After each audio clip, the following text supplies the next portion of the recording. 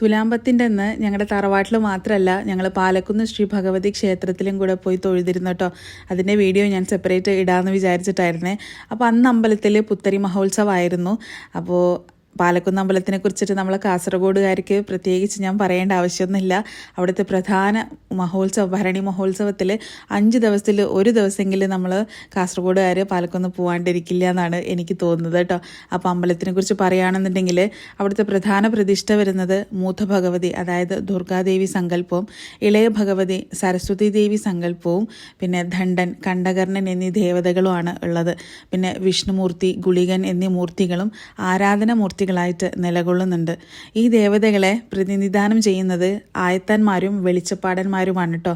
പിന്നെ അമ്പലത്തിൽ വസൂരി അഥവാ ചിക്കൻ ബോക്സ് ഒക്കെ വന്നു കഴിഞ്ഞാൽ ഇവിടെ പ്രധാന നേർച്ചയും കാര്യങ്ങളൊക്കെ ഉണ്ട്. കുരുമുളകും മഞ്ഞളും ആണ് പ്രധാന നേർച്ചയായിട്ട് സമർപ്പിക്കുന്നത്.